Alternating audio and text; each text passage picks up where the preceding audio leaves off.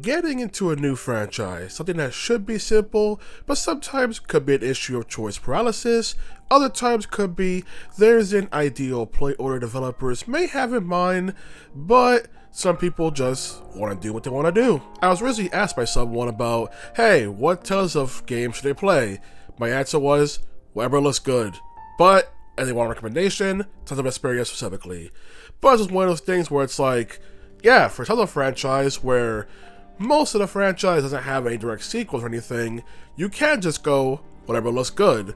But people don't like that option because, well, it puts a lot of pressure on them and choice paralysis, and they gotta look up each entry. Some also adding, but if you want to recommend it to you, then pick this entry in particular since the fan favorite entry and it's readily available.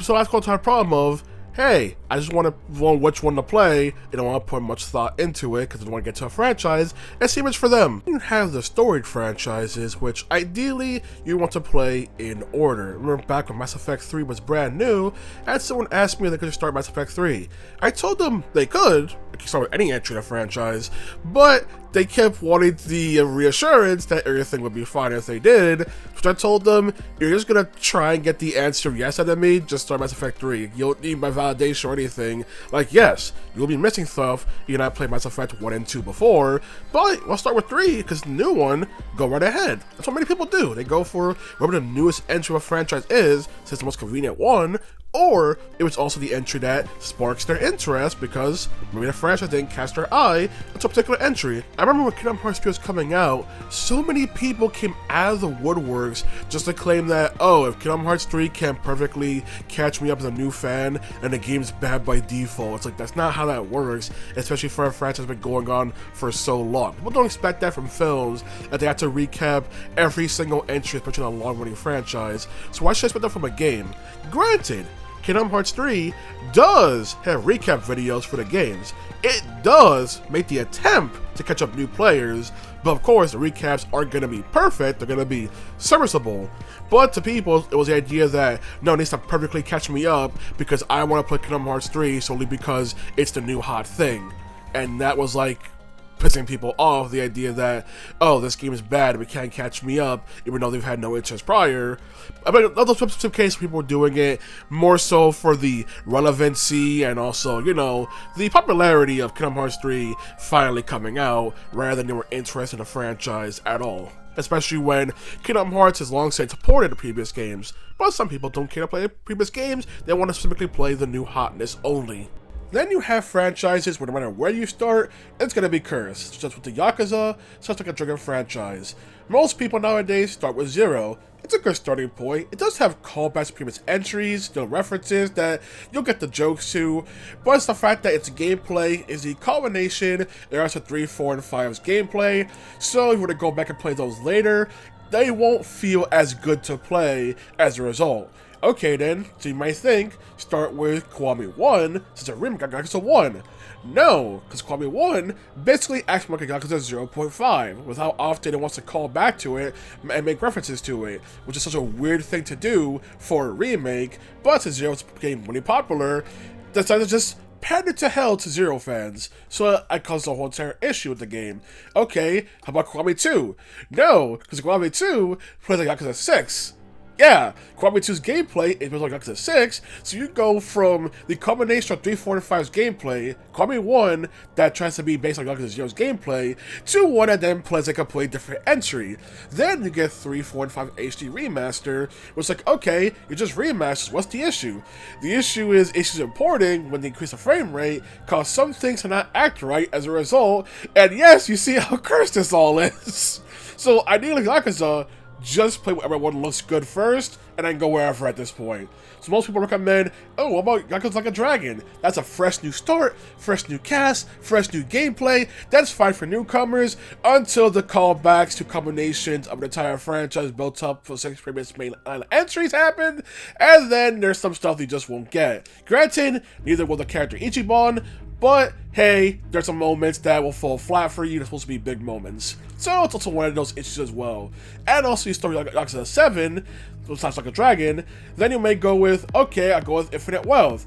And Infinite Wealth is a combination of the entire franchise, which also means it's not a good place for a person to start second, because there's like 5 billion callbacks you will not understand. Hence why I say, pick a Yakuza game that looks good and run with it. I started with Yakuza 4, which had a recap of Yakuza 1, 2, and 3. I started with 4, then played 5, 0, Kobe 1, etc. Again, I started with 4, then went the release order as they kept coming out, and all of that. But you see like the weird curseness of sometimes a franchise can be just so weird how it's handled, they can just be like, just pick one. Pick any of them and run with it.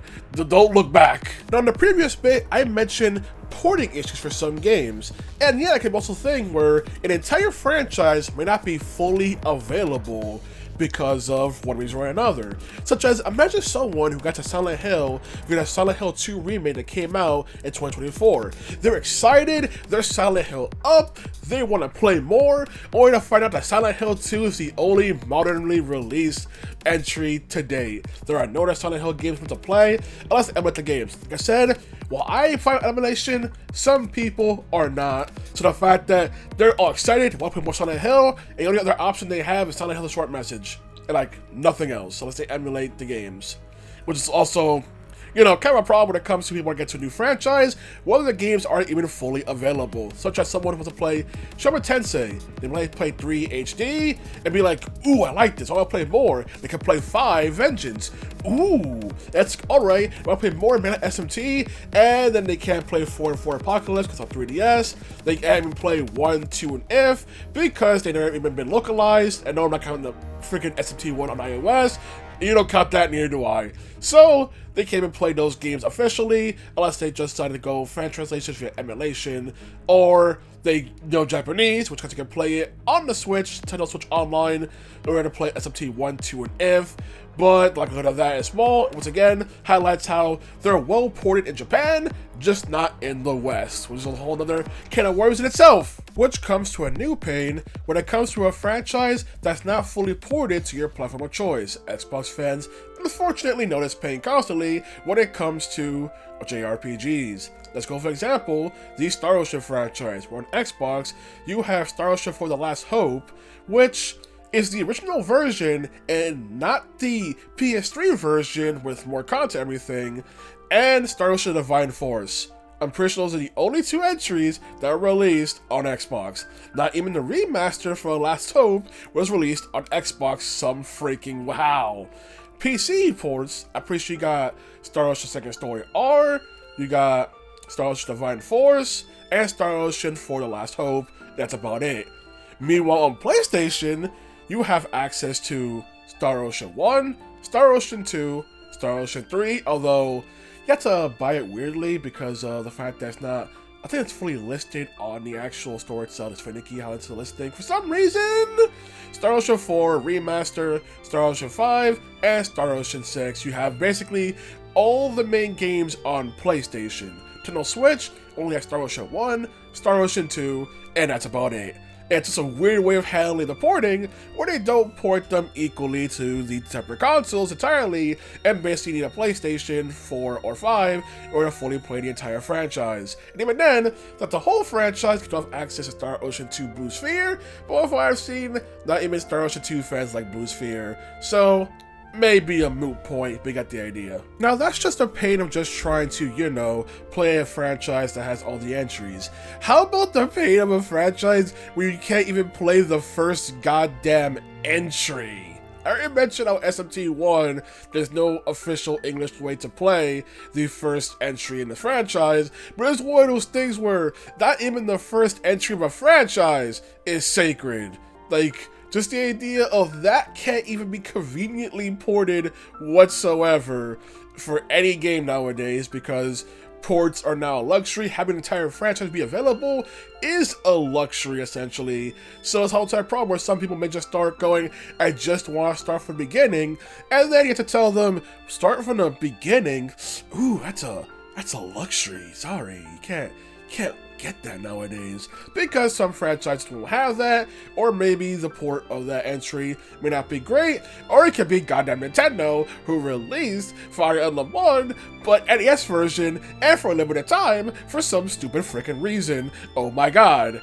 I still don't understand what was the point of making it temporary, on top of the fact we're an OG version, not the DS Shadow Dragon version as well. It's a weird move, but you could have at least made it a permanent release.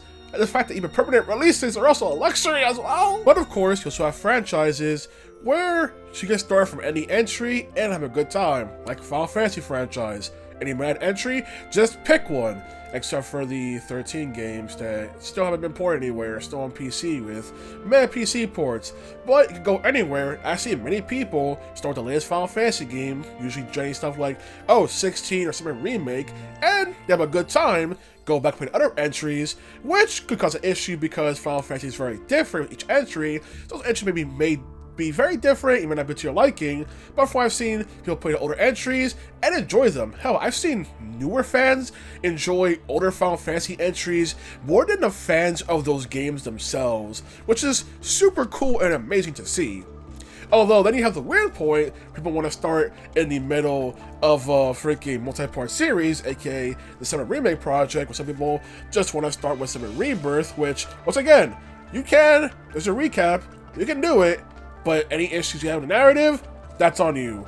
You can do it, go ahead, you don't need anyone's permission, just go ahead and do it. Just know you may not have all the details as a result. Then again, not even Rebirth and Remake fans have all the details of their own story, and they played them probably twice. And for me personally, one franchise I wasn't sure how to get into was the Atelier franchise by GUST, and there's just so many different entries and everything that also pretty sure at the time they didn't even fully port the deluxe version of the games. So there are many options to choose from. I wasn't really sure anything other than, you know, people saying, oh, at that time I was like, oh, play Ryza, new entry, everything.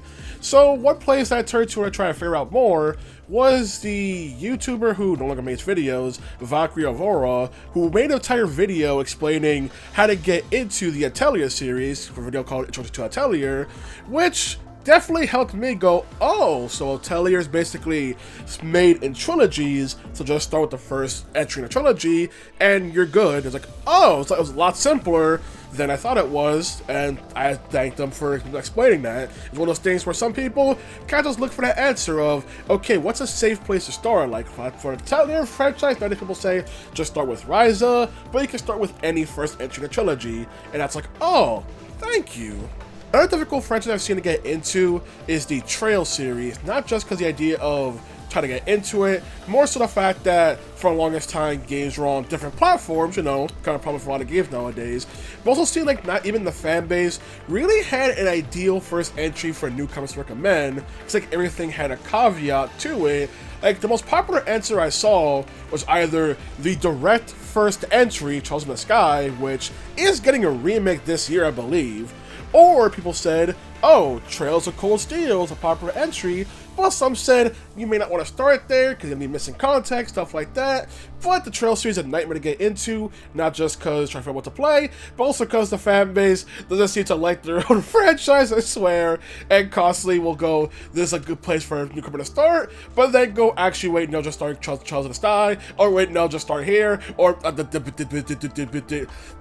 just say, the way Trails fans talk about the Trails fan base, just series, is a reason why people don't want to play Trails, because there's so many different corners people trying to go, and the entire problem with just trying to get them started. All the woes I've mentioned so far in this video apply specifically to offline or single player games, everything. The woes become incredibly way more painful if it's an online game, especially a constantly evolving one. Like, I can't imagine trying to get into games nowadays like Dead by Daylight. Hell, even when I got into it, I was still confused by so much stuff that the game didn't make aware of, that I didn't know about, how the killers work, how the perks work, how anything worked. And I know people say, oh, that's why you watch content creators and stuff like that. Yeah, but that shouldn't have to be the case. The game itself should be able to help you, and no behavior is doing a whole thing to try and improve the game right now, make a whole operation about it. But it is still crazy to me of the idea of trying to get to any online game mid when it's currently out and not when it's brand new, because you're gonna be so lost and in so much pain because of it. This also includes new ports of competitive games that older players will have way more advantage over you in that aspect that you don't have. I mean, I repeat it again, the whole thing with the Wazzler Marvel vs. Capcom 2 getting annihilated by someone that you didn't probably know was actually a massive competitive champion of Marvel 2 again, Berseria. Now people try to say, well, that's a case of matchmaking in Marvel 2 being really bad, which, yeah. But also, once again, we're laughing at the idea of people getting beat down so badly they refund the game. That's still not a good thing going on. Well, once again, I'll repeat to the point, there's a franchise or something, an entry you want to get into, just go ahead and jump right in. There may be consequences, you're not going to order, but you know what? That's your choice to go through it. You don't have to go through it if you want to, especially with the franchise, or the earlier entries may not even be ported, or may not up to be, or may not have the features and stuff that you want to begin with. So you know what? Just jump right in. People probably give you crap, but they'll give you crap specifically if you then complain about the fact you didn't go in order and are missing details. At that point, again, that's on you, but many people, they don't want to do homework for their entertainment. They don't want to do homework just to play a game, and many people don't want to watch a film. I did not watch any of the MCU when I went into watching Spider-Man No Way Home. What MCU stuff I saw was Iron Man 1, Hulk 1, and that's about it. I didn't watch anything else, and I want to watch Spider-Man No Way Home, I went in. So, that's what I think people should have for video games. Just jump right in. Like I said, I started Yakuza with Yakuza 4, I started Final Fantasy with Final Fantasy 4, just jump right in wherever you want to.